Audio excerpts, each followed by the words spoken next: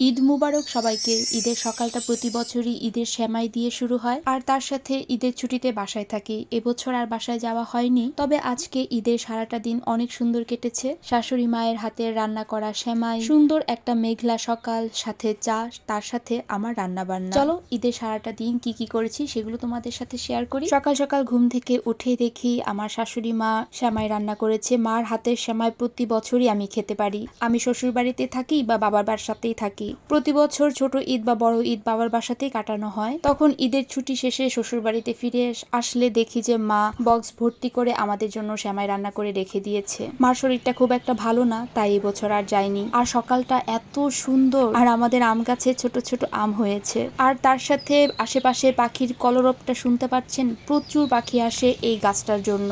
আর আজকের সকালটাও অনেক সুন্দর, একদম মেঘলা মেঘলা একটা আকাশ, চারিদিকটা খুবই সুন্দর হয়ে রয়েছে, আর রাস্তাঘাট একদম নীরব হয়ে রয়েছে। আর ওই যে দূরে পাখিরা কিচিরমিচির করছে। আবার আমি সকাল সকাল একটু চাও বসিয়ে দিয়েছি। সকালটা আমার চা ছাড়া একদমই চলে না। আমার কাছে লাল চা খুব একটা ভালো লাগে না, খাই না তা ঠিক না, খুব কম, তবে দুধ চাটাই বেশি প্রেফার করি সকালে। আর সন্ধ্যাবেলাতে আমি শুধু চা খাই। চা না খেলে কেমন যেন মাথা ব্যথা করে। চা হলো একটা ওষুধের মতো কাজ করে আমার জন্য। এই তো চাটা হয়ে গিয়েছে, চলুন আপনাদের সাথে কোকিল পাখির ডাকটা শেয়ার করি।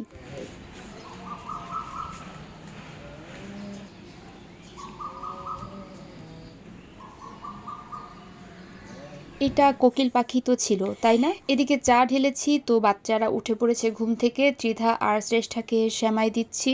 আজকে সকালে সবার নাস্তায় হলো সেমাই, পাউরুটি বা মুড়ি। আর আজকে যেহেতু শনিবার, তাই প্রতি শনিবারে আমরা নিরামিষই খাই, তাই আজকের মেনুতে নিরামিষই রেখেছি। কালকে একটু পোলাও মাংস রান্না করব, ইচ্ছা আছে, জানি না কতটুকু পারবো। এই তো এটা হচ্ছে আমার একদম একান্ত সময়, একটু চা খাবো, তারপরে কাজে লেগে যাব। আর আরেকটা জিনিস দেখায়, এই যে শ্রেষ্ঠা বুড়ি আর ত্রিধার জন্য আমি খাবার নিয়ে যাচ্ছি, সেমাই বেড়েছি। শ্রেষ্ঠা কি করে সেটাই আমি দেখাই। সে মুখে খাবার নিয়ে কতক্ষণ সময় নিয়ে যে বসে থাকে তার কোনো হিসাব নেই। তার কাছে নাকি সেমাইও ঝাল লাগে। মজার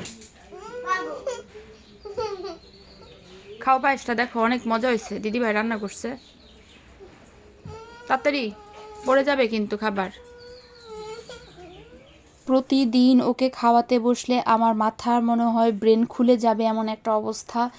প্রচুর ধৈর্য সহকারে তাকে খাবার খাওয়াতে হয়। প্রতিদিন 1 ঘন্টা, 1.5 ঘন্টা, 1.25 ঘন্টা করে খাবার খাওয়াতে হয়। যাই হোক, এটা হচ্ছে আমার রোজকার ডিউটি। একদম মনে হয় মাঝে মধ্যে আমার খুবই বিরক্ত লাগে ওকে খাবার খাওয়াতে। আবার না খেয়ে থাকলেও সেটাও ভালো লাগে না। জোর করে হয়তো আমি একটু খাবারটা দেই, তা না হলে একদম শুকিয়ে যাচ্ছে। আর এদিকে কথা বলতে বলতে বেগুন ভেজে ফেলেছি। আজকে যেহেতু নিরামিষ, বেগুন ভাজা বাচ্চাদের ভীষণ পছন্দ, একটু বেশি করেই করলাম। তার সাথে মটর ডাল করেছিলাম। আমি কিন্তু হিং ফোড়ন দিয়ে সবসময় মটর ডাল রান্না করি।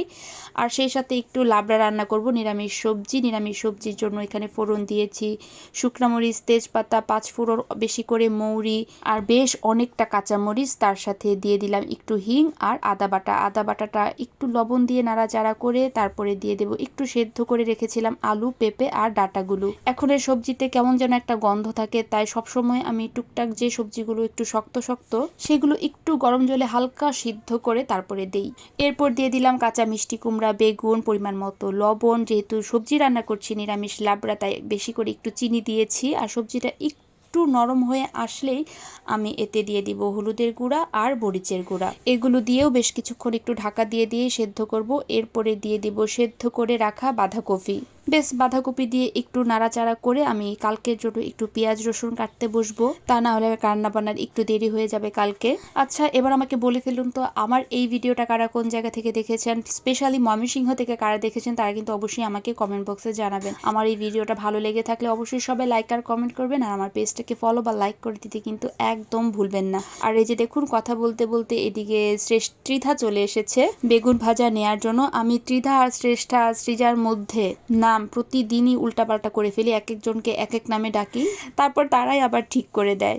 যাই হোক, এদিকে কাটা বাছা করতে করতে সবজিটা দেখলাম প্রায় হয়েই এসেছে। এরপর একটু সাজনা দিয়ে দিলাম। সাজনা বলে নাকি সজনা বলে অবশ্যই আমাকে কমেন্ট বক্সে জানাবেন। সাজনাটা একটু লাস্টের দিকে দিয়েছি, একদম কচি ছিল। এই তো আমার কিন্তু মোটামুটি রান্না বান্না শেষ। একটু ঘি দিয়ে সবজিটাকে নামিয়ে ফেলবো। এই তো আমার রান্না বান্না একদম কমপ্লিট। সবজি টবজি নামিয়ে ফেলেছি। এটা দুপুরের জন্য বেগুন ভাজা করেছি, তারপরে করেছিলাম মটর ডাল, আর রাতের জন্য একটু আলাদা করে রেখে দিয়েছি। এবার বাচ্চাদেরকে খাওয়াবো। তো আজকে ভিডিওটা আমার এই পর্যন্ত। ভিডিওটা ভালো লাগলে অবশ্যই সবাই লাইক আর কমেন্ট করবে। সো সবাইকে আবারও ঈদ মুবারক। So tata.